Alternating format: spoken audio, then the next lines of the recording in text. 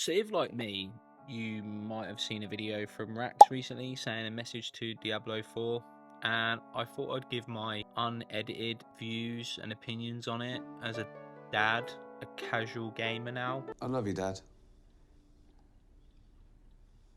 Gay. 34, got 2 kids, usually don't get on to about 8 in the evening, sometimes 9. Most of my friends have got kids, don't get on till late on the evening. We've probably played Diablo for most of the seasons apart from Season 8 and Season 2. It's the biggest piece of dog shit that I have ever heard. Now, I'm not going to go over everything that Rax said, and I'm also not going to sit here and say whether he's right or wrong. I actually look up to Rax quite a lot as a creator. I think he's great for the community, and it is a little bit disheartening to see that he's not enjoying Diablo 4. I tried to make less of an effort these days of watching all of the news on specific titles, not just Diablo 4, because sometimes that can have a really big influence on my interest in wanting to play said game. I think for Diablo 4, I wouldn't consider myself a blaster, and when you can only get in sort of 2 to 3 hours a night, especially on weekdays, you have to kind of take a step back and look at Diablo for what it is, and does it really give the average dad, if you like, the enjoyment that it should do? So I think without going into specific detail straight away, let's talk about some of the bad that really jumps out straight away on Diablo 4, and especially coming back to Season 9. So one of the things that is quite disheartening is to see the changes to pass.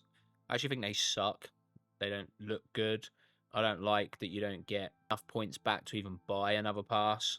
Obviously, as you can see on screen, I got the more expensive pass to be able to get this cool looking skin, or at least I think it's cool. And the reason why I got that is because I already had some points outstanding and only had to add 1,000. Most people usually have some money on the side for something related to games. Mine is I like to have a good cosmetic. So as much as it's a double standard, I still recognize when a game is being quite predatory in the way that it asks for you to spend your money on it.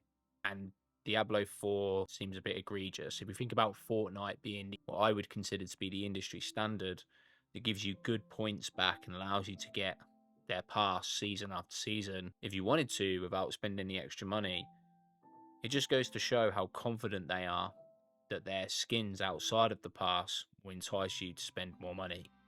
Whereas Diablo 4 seems to be taking the approach that they're not confident that you would potentially buy other skins outside of the pass, and now they're making it another way to get you to spend money in a more forced way.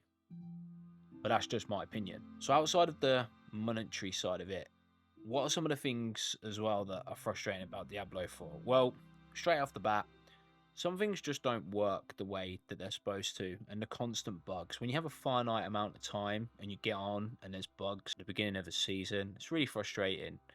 If you go in and use one of the compasses for the infernal hordes, you can't see how much material that you're gaining, and is that just a ploy to stop you from leaving that straight away? I have no idea. Feels like it. Having bugs at the start of the game in relation to the seasonal materials feels like a way to keep you in the game longer. Is that a conspiracy? Maybe. It's not great.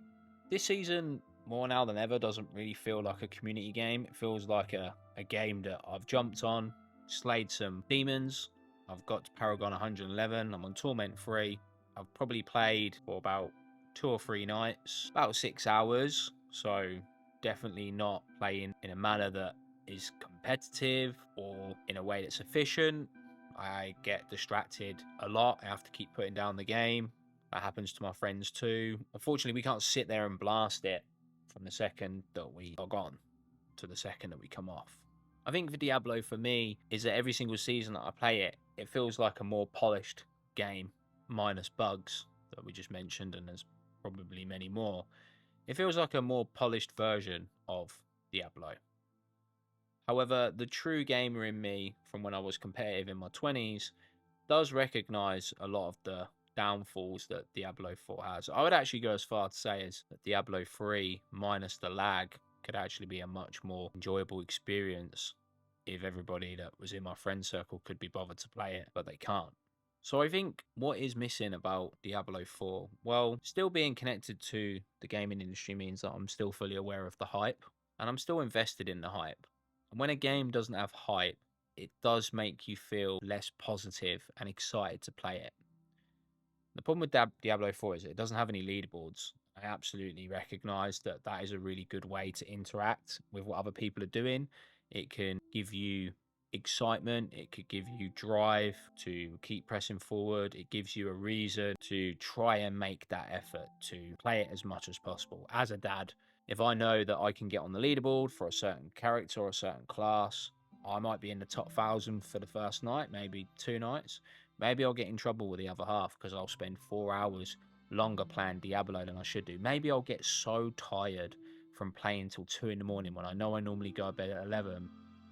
And I know that it'll be worth it because me and my mates will be texting the next day. I'll have a coffee in hand and we'll be chatting about how quality Diablo was last night, or how one of us got an Uber who wasn't supposed to get, or how we heard about there was this new item that's going to come out that's really difficult to get and it's going to be game changing. And with our finite amount of time, those little things could be the difference between us playing Diablo for quite a lot and not playing it that much.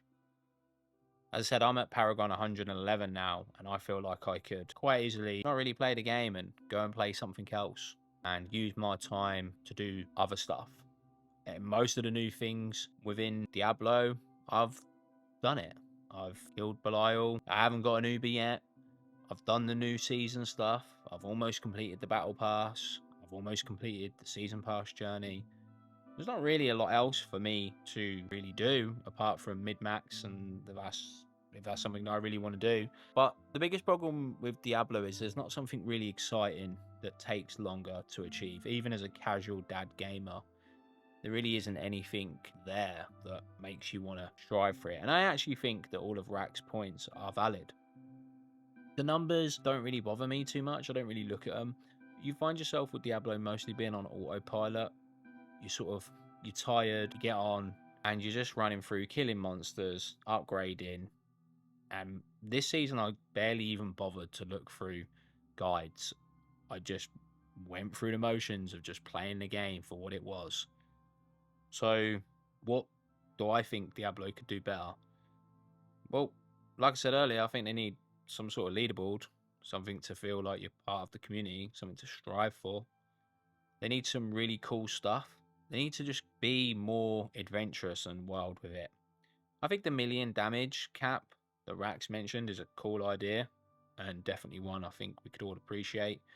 Wouldn't be the first time that Blizzard's had to reduce numbers in a game to make it overall just a better experience all round. The game breaking bugs as a dad player doesn't really matter now. I've kind of avoided that pitfall.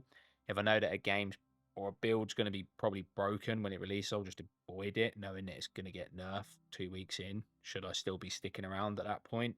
And I think it just needs some exciting stuff in it. It just needs to have more end game content that has a purpose. And it needs to have things that are not easily achievable, that could almost be considered barely achievable. Me and a friend were talking the other day, and we said, wouldn't it be cool if there was a big world boss just walking around? It's really difficult to kill. You're probably barely going to be able to kill it. And maybe they bring out some primal, red, glowing, sparkling weapon that you only have a really small chance of getting.